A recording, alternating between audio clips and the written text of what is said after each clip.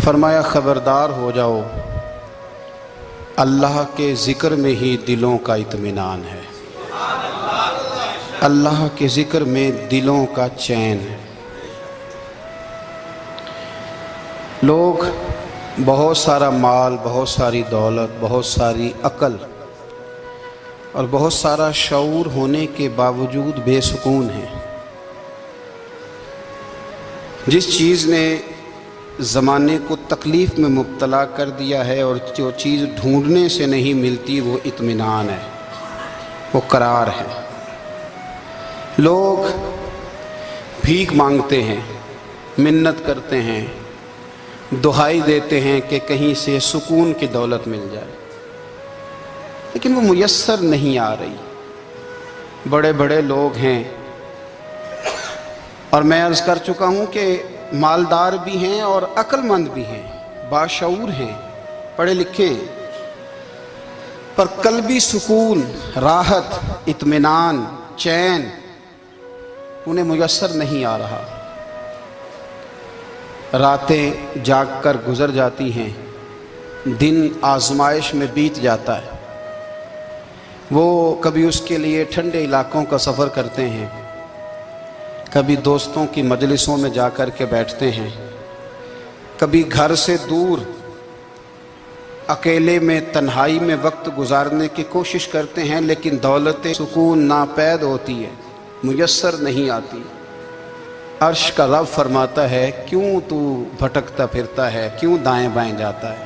چپ کر کے مسجد آ جا اور لوگوں سے بچ کے تنہائی میں میرا ذکر کر۔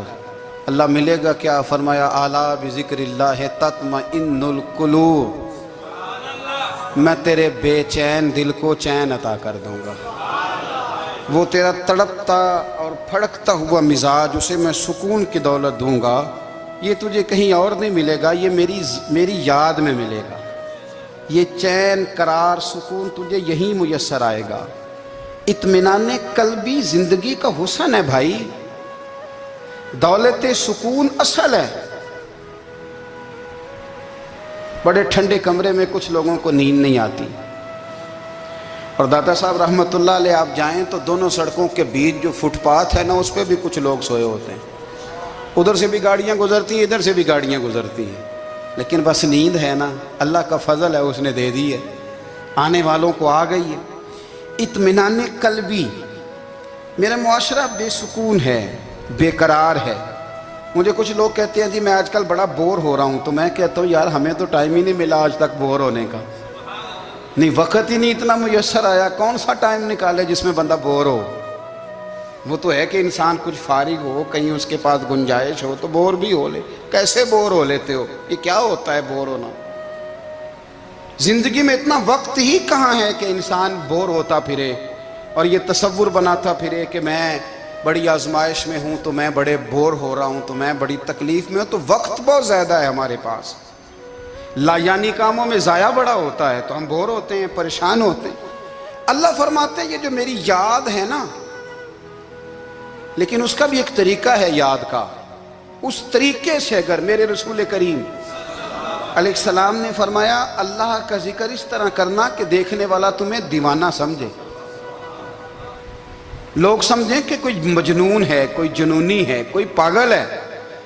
یہاں اللہ تعالیٰ معاف کرے، آپ ذکر کی مجلس چھیڑیں، آپ نعت شریف کی مجلس چھیڑیں تو بہت سارے لوگ پروفیسر بن جاتے ہیں، وہ ساری نہیں ہلاتے، ان کی زبانی حرکت میں نہیں آتی۔ حالانکہ رب کریم کا ذکر اس طرح کرو کہ دیکھنے والا تمہیں دیوانہ سمجھے، کہیں اور کھونے کی ضرورت ہی نہیں۔ میرے حبیب گویا ہمیں فرماتے ہیں تو رب کے ذکر میں اس طرح کھو جا کہ تجھے دنیا کا خیال ہی نہ رہے، تجھے پھر دنیا کی ہوش نہ رہے۔ لیکن اگر نماز میں بھی خیال غیر آئے، ذکر میں بھی توجہ کہیں اور ہو، زندگی میں وہ عجیب لمحہ تھا، وہ میرے ساتھ تھا اور میں تنہا تھا۔ اگر ماحول یہ ہو کہ آپ کہیں جسم کے ساتھ تو موجود ہوں، روح موجود نہ ہو، تو پھر لذت ذکر بھی میسر نہیں آتی، پھر کیف نہیں حاصل ہوتا۔ یاد رکھیں کہ اس طرح کھو کے رب کی یاد کہاں سے کیف آئے گا؟ الجھ ہی پڑا گئے ہیں۔ وہ مستی، وہ سرور، وہ کیف جو اللہ کے ذکر میں ہوتا تھا، جو کبھی مرشد کامل کے سامنے بیٹھ کر لوگ اللہ اللہ کرتے تھے تو لگتا یہ تھا کہ یہ یہاں ہیں ہی نہیں، یہ تو کہیں اور چلے گئے ہیں، یہاں موجود ہی نہیں۔ لیکن اب وہ موج نہیں، وہ شوق نہیں، وہ درد نہیں، وہ ذیل نہیں۔ اقبال تڑپ کے کہا کرتے تھے خرد کی گتھیاں سلجھا چکا ہوں، یا رب مجھے صاحب جنوں کر دے، اللہ مہربانی فرما، وہ کیفیت دے، وہ سرور دے۔ زندگی میں اگر اطمینان چاہتے ہو تو کبھی کبھی سب کچھ بھول کے نا تو مست ہو جایا کرو رب کی یاد میں۔ کبھی کبھی چھوڑ دیں دنیا، چھوڑیں یار موبائل، کسی وقت کریں اس کو بند، چھوڑیں اس بات کا خیال کہ فلانے نے سلوٹ کیا ہے کہ نہیں کی، چھوڑیں۔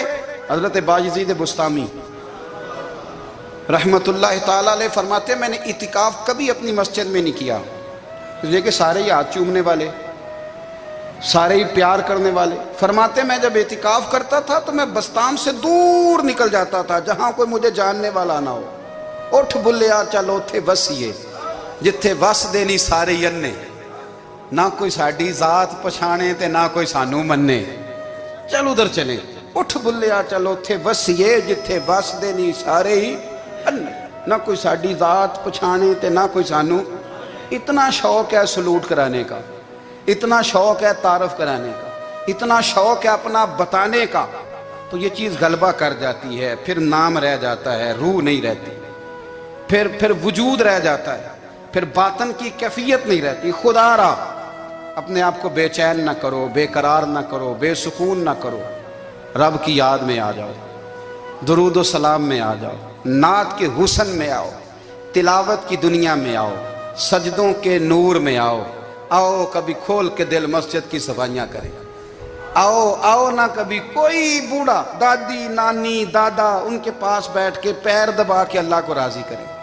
یہ کیف والی جگہ ہیں، یہ سرور والی جگہ۔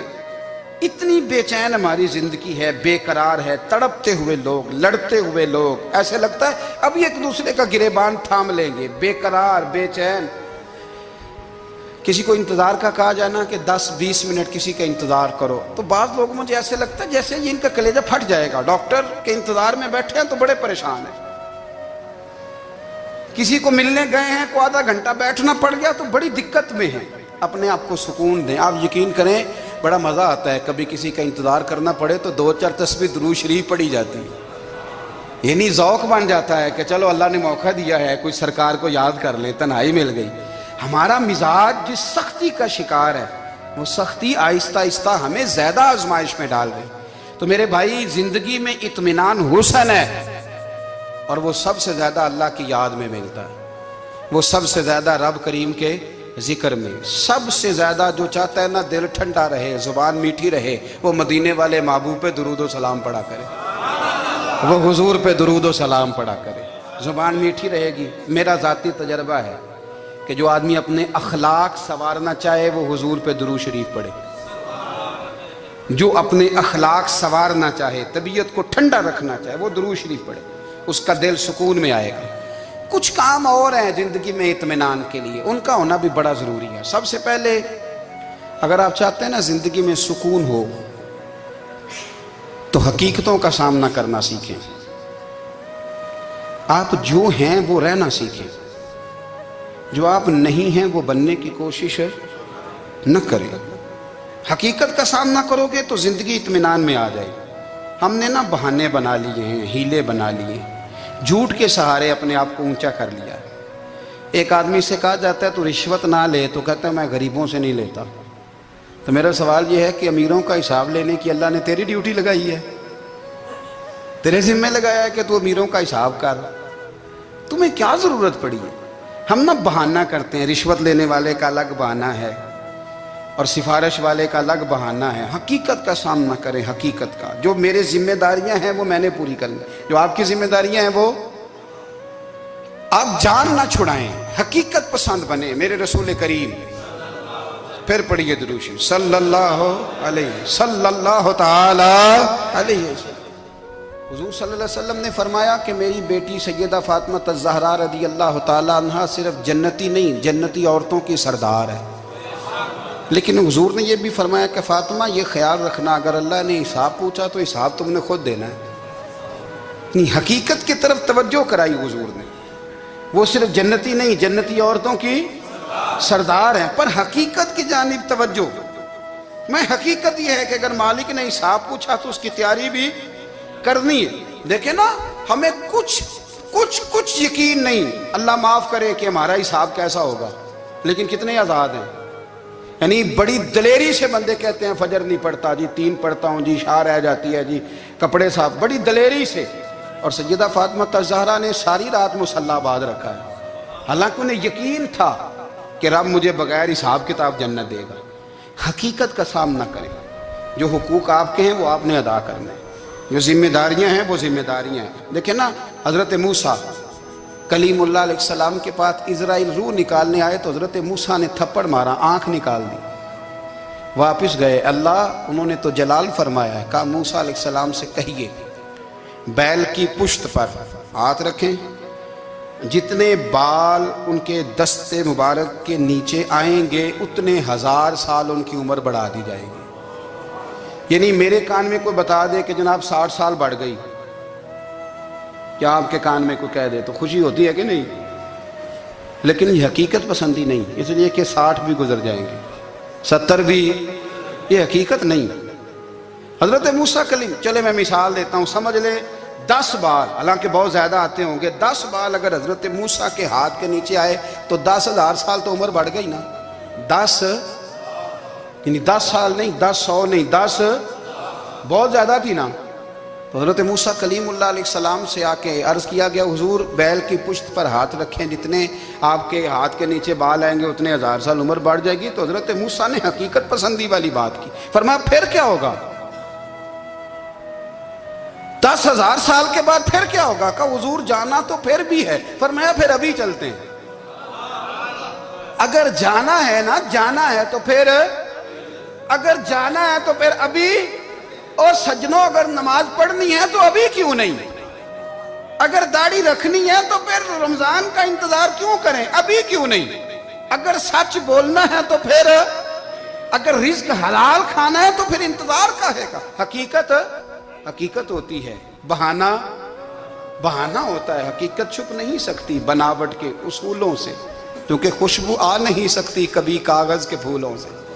یہ بات یاد رکھیں، اگر جانا ہے تو حضرت کلیم فرمانے لگے پھر 10,000 سال کے بعد بھی جانا ہے تو آج بھی۔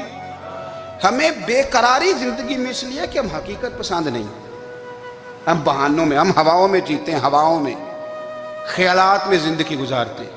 بڑا ٹائم پڑا ہے، مثلاً کتنا میرے رسول کریم صلی اللہ تعالیٰ علیہ وآلہ وسلم نے ایک دن صحابہ سے فرمایا تمہیں حیا نہیں آتی؟ حضور کیا ہوا؟ فرمایا وہ والے مکان بناتے ہو جن میں تم رہ نہیں سکتے، وہ والا مال جمع کرتے ہو جو کھا نہیں سکتے، حیا نہیں آتی؟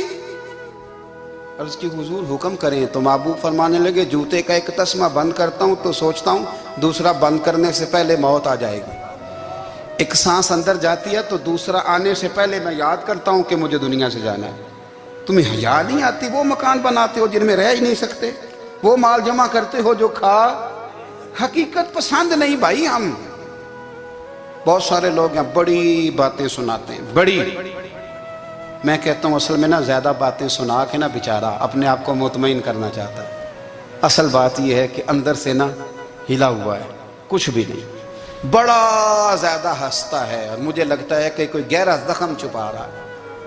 اس لیے ملمہ سازی، حقیقت پسند بنو، حقیقت پسند۔ یاد رکھنا من ترک صلاۃ متعمدا فقد کفر، میرے رسول نے حقیقت بیان کی، فرمایا جس نے ایک نماز بھی جان بوجھ کے چھوڑی اس نے رب کے رب ہونے کا انکار کیا، اس نے کفران نعمت کیا۔ یہ حقیقت ہے، کوئی کلیریفیکیشن نہیں، کوئی وضاحت نہیں۔ جو نماز نہیں پڑھتا، جھوٹ بولتا ہے، غلط بیانی کرتا ہے، جو شخص رزق حرام کما کے کہتا ہے کہ اس کے بغیر گزارا نہیں چلتا، وہ جھوٹ بولتا ہے۔ اس لیے کہ رب فرماتا ہے جب تجھے پیدا کیا ہے تو تیرا رزق میرے ذمہ ہے۔ اللہ فرماتا ہے کہ لا یکلف اللہ نفسا الا وسعہا، میں کسی پر وہ بوجھ نہیں ڈالتا جو اٹھا نہ سکے۔ نماز فرض کیا اس کا مطلب ہے ہم پڑھنے کے قابل ہیں، اس نے ہمارے ذمہ داریاں لگائی ہیں تو مطلب یہ ہے کہ ہم ذمہ داریاں ادا کرنے کے قابل ہیں، ورنہ وہ کہتا ہے میں وہ بوجھ ڈالتا ہی نہیں جو تجھ سے اٹھایا نہ جائے۔ اگر چاہتے ہو کہ زندگی میں اطمینان ملے تو خدا را حقیقت پسندوں والی زندگی گزارو. یہ فضاؤں میں زندہ رہنا، ہواؤں میں، اللہ بڑا معاف کرنے والا ہے، اللہ بڑا کریم ہے، معاف کر دے گا، تو بھئی یہ بات صحابہ کو بھی پتا تھی، یہ اہل بیت کو بھی خبر تھی، تو وہ تو ایک ایک بات کا لحاظ کرتے تھے. یہ غوث اعظم کو بھی پتا تھی، یہ ان کے والد کو بھی پتا تھی، جنہوں نے کسی کا ایک سیب کھا لیا تھا تو 12 سال اس کے گھر میں نوکری کرتے رہے. انہیں نہیں پتا تھا اللہ بڑا کریم ہے، معاف کر دے گا، ایک سیب ہی ہے نا. تو حقیقت پسندی آپ کو سکون دے گی. اور اگر آپ نے اپنے آپ کو غیر مطمئن کیا ہوا ہے، بات کچھ اور ہے، اور آپ نے اپنے آپ کو ڈال کسی اور طرف لیا ہے، تو پھر آپ کو سکون مل سکتا. سکون حقیقت پسندی میں، اصل میں سکون ہوتا ہے، اداکاری میں سکون نہیں ہوتا. تیسری بات سنیں، اگر آپ چاہتے ہیں زندگی میں مطمئن رہیں تو دنیا داروں سے امیدیں توڑ دیں، اللہ اور اس کے رسول سے امید وابستہ کریں، اولیاء اللہ سے امیدیں وابستہ کریں، صحابہ اور اہل بیت سے امیدیں، اللہ اور اللہ والوں سے امیدیں، دنیا داروں سے امیدیں. آپ کو پتہ ہے دنیا دار کی تباہی کب ہوتی ہے؟ جب انہیں خوش آمدی مل جاتا ہے. چودھری کا بیڑا اس وقت غرق ہوتا ہے جب اسے چودھری کہنے والے زیادہ ہو جاتے ہیں. سیٹھ صاحب اور نواب صاحب بیچارے تباہ تب ہوتے ہیں بھولے پن میں، جب ان کے دائیں بائیں ریلا ہوتا ہے سیٹھ صاحب کہنے کا. لوگ انہیں کھانا چاہتے ہیں، پیار ان کا نہیں ہوتا، ان کی جیب کا ہوتا ہے. محبت ان سے نہیں ہوتی، ان کی کرسی سے ہوتی ہے. ضروریات کا پیار ہوتا ہے، تباہ کر دیا جاتا ہے. ہماری ساری توقعات دنیا داروں سے وابستہ ہو گئی ہیں. ناراض نہ ہونا، پیروں نے، مولویوں نے، درویشوں نے، انہوں نے بھی سیٹ رکھے ہوئے جلسوں کی صدارت کرانے کے لیے. یعنی مذہبی جلسہ ہے، اس میں بہت زبردست پڑھے لکھے صاحب تقوی عالم کا خطاب ہے، اور کی صدارت وہ بندہ کر رہا ہے جس نے عشاء کی نماز بھی نہیں پڑھی. وہ بندہ صدارت کر رہا ہے، کیوں؟ اس لیے کہ اس نے ₹1,00,000 دیا ہے محفل میں. خدا را دنیا داروں سے امیدیں چھوڑ دیں، ورنہ آپ کمزور پڑ جائیں گے، آپ کی امیدیں ٹوٹیں گی.